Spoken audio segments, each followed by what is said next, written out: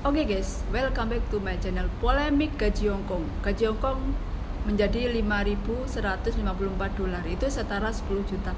Kenapa? Kenapa ada berita masih polemik pro kontra? Karena sekarang pandemi. Pandemi itu para majikan shock dan kadang majikan itu nggak mau membayar biaya karantina. Biaya karantina di Hong Kong, emang di Hong Kong sudah disediain khusus untuk TKW gitu ya. Tapi mahal. Ya guys ya, ada yang majikan itu mau membayar, ada yang tidak, ada yang angkat tangan itu, maksudnya waduh itu terlalu mahal. Seharinya itu standar itu 800 dolar, ada yang 400 dolar. 400 dolar itu rupiah hampir 1 juta ya guys ya, hampir 1 juta itu sehari di karantina. Bahkan aturannya di sini 14 hari. Kalau sehari sejuta, 14 hari 14 juta. Itu uang siapa yang bayar? Apakah potongan? Kalau dibebankan potongan gaji TKW sangat kasihan juga ya, karena misalnya yang dari Indonesia itu potongan gaji masih ditambah biaya karantina. Kenapa sekarang ada isu-isu tentang kenaikan gaji, atau bahkan beneran saya kurang ini ya, saya nggak begitu memperhatikan gitu ya. Kalau saya juga saya dinaikkan standar ya syukur, enggak ya nggak apa-apa gitu ya, karena biasanya katanya itu berlaku kontrak baru. Nah kalau sudah ada keterangan berlaku untuk kontrak baru, berarti kontrak lama itu nggak harus. Nah itu yang jadi sedih, yang kontrak lama, kontrak yang sebelum peraturan ini ditandatangani oleh Menteri Hong Kong gitu ya. Nah ini ya guys ya, semoga ya, nggak tahu ya, itu sih terserah mau naik mau nggak tahu, maksudnya I don't care, saya nggak urusan, karena biasanya standar naiknya itu setahun sekali, itu bulan Mei itu kan hari buruh ya. Biasanya kalau nggak ada pandemi itu hari buruh itu TKW itu banyak yang entah Indonesia entah Filipina banyak yang demo itu loh guys. Demo ya biasa, hari buruh itu kan biasa banyak karyawan pabrik juga demo. Di sini buruh-buruh BMI juga pada demo.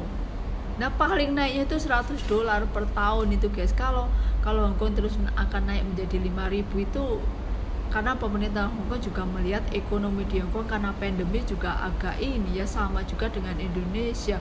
Banyak toko yang restoran yang bangkrut, banyak pengangguran, banyak PHK, sama di Hong Kong juga kayak gitu.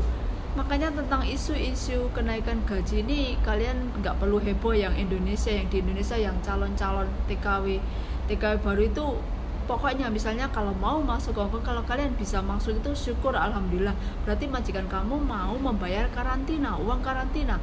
Karena di Hong Kong yang wajib karantina, mau nggak mau wajib karantina. Di Hong Kong juga ya sekarang malah lebih runyam lagi. Sekarang bandara Juanda ditutup, terus semua TKW dari luar negeri, TKI dari luar negeri, semua harus turun ke Jakarta. Yang satu Wisma Atlet kalau dipenuhi ribuan TKW dan TKI itu gimana itu? Pusing sekarang, peraturannya lebih ini ya, lebih rumit gitu ya. Saya mau pulang pun jadi agak takut ya, maksudnya. Tapi mau nggak mau memang saya harus pulang ya. Saya akan, insya Allah saya akan pulang Februari ya, friend, doain ya. Dan saya udah nggak balik ke sini lagi gitu ya. Insya Allah saya bulan Februari saya pulang. Sebenarnya Oktober ini ya, akhir Oktober, tapi malah ada aturan itu ya. Aduh, semua harus turun Wisma Atlet, harus turun Jakarta. Aduh, saya itu takut karantina, bener. Maksudnya takutnya itu bercampur dengan orang banyak, belum harus bayar ini itu, aduh pusing.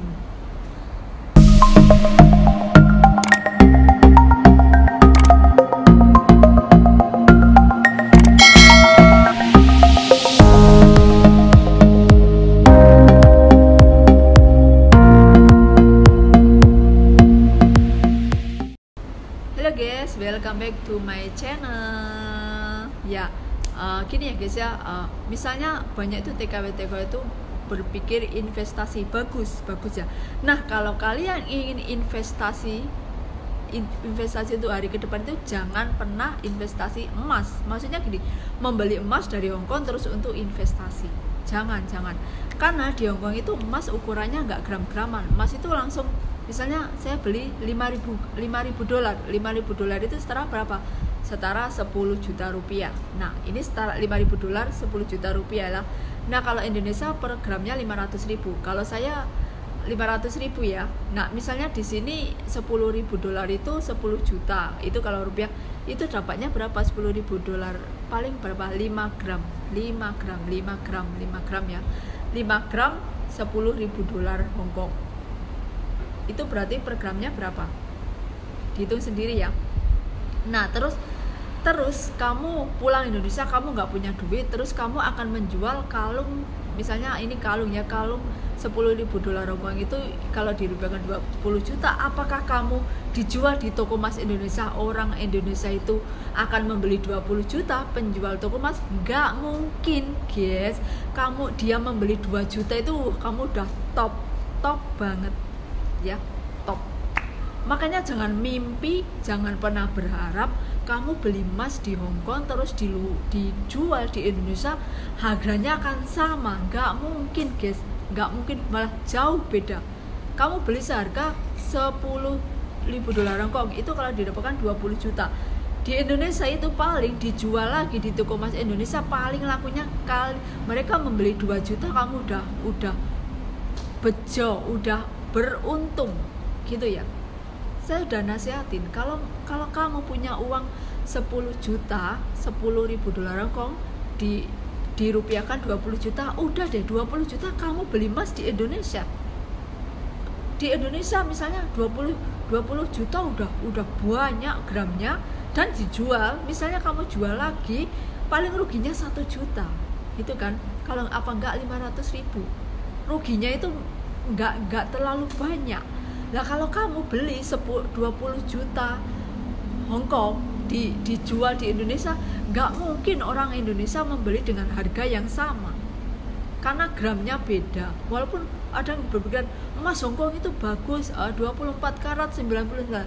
Ya iya, tapi kan tetap orang Indonesia juga tahu rupiah nggak akan mau mereka membeli dengan seharga dolar Hongkong. Mikirnya itu ke situ. Tapi kadang teman-teman itu sering ngeyel. Kalau kamu ingin investasi, udah uang 20 juta beli emas di Indonesia. Jangan 20 juta Hongkong kamu kalau beli emas di Hongkong itu paling dapatnya berapa gram? 5 gram dijual di Indonesia, ya nggak mungkin kamu akan untung banyak, untung sedikit pun ngimpi. Itu emang udah begitu. Kalau kamu ingin investasi itu jangan terus investasi beli emas di Hongkong gitu, jangan. Mending investasi yang lain, kontrakan, beli tanah, beli sawah, itu kan nyata. Kalau emas itu kalian akan benar-benar rugi. Kalian jangan pernah bermimpi beli emas batangan di Hongkong terus dijual di Indonesia seharga Hongkong itu udah untung, ngimpi. Nggak akan mungkin, dan pasti kalian akan rugi, sangat rugi. Jangan kalau kamu ingin membeli emas di Hongkong, oke, belilah buat kenang-kenangan, buat dipakai, nggak usah dijual. Kalau dijual itu memang kamu rugi. Nggak mungkin mereka akan membeli dengan seharga uang Hongkong. Halo guys, assalamualaikum warahmatullahi wabarakatuh. Ya, ini masih polemik pro kontra tentang kenaikan gaji Hongkong. Gini ya.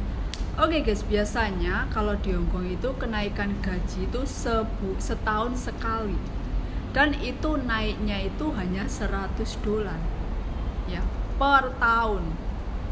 Nah ini kemarin entah benar atau enggaknya, saya kurang tahu ya. Katanya untuk yang kontrak baru gajinya 5.154. Nah itu kalau dolar 2.000 itu sebulan 10 juta. Sebulan 10 juta itu ya. Kalau standar sekarang 4.630. Itu ya kalau dolar tinggi bisa 8 juta. Nah ini gaji standar Hongkong ya. Jadi kalian itu jangan selalu berpikiran wah gaji Hongkong puluhan juta. Enggak, friend, enggak. Ini saya bicara secara belak-belakan, secara nyata. Enggak, bahkan 10 juta itu enggak nyampe. 10 juta enggak nyampe ya, friend ya. Oke, kecuali ada itu 10 juta sebulan, ada itu 11 juta. itu tuh ada ketentuan sendiri. Biasanya anak itu tidak libur, karena di Hongkong juga majikan ini aturannya macam-macam gitu ya. Misalnya ada yang majikan itu tidak suka TKW-nya nggak libur tapi mau membayar kayak gitu. Ada juga majikan yang suka menyuruh TKW-nya itu bekerja di saudaranya, maksudnya dia daripada ngambil TKW atau ngambil orang dari Cina, jadi itu namanya part time. Ada juga anak itu yang libur tapi part time. Part time itu kerja di separuh waktu gitu ya, cuma separuh hari, separuh waktu itu dilakukan waktu libur gitu ya. Nah, kalau kadang majikan ada yang oh kamu nggak usah libur ya, sebulan kamu liburnya sebulan sekali aja. Mungkin itu biasanya yang jaga orang tua atau jaga bayi itu mereka mau membayar gitu ya, mau membayar oh sebulannya rata-rata itu ya, kalau yang nggak libur sih variasi, tapi standarnya kalau sebulan nggak libur itu 120. Nggak tahu sekarang ya, karena majikan saya itu nggak suka membayar, dia suka saya libur, saya juga suka libur.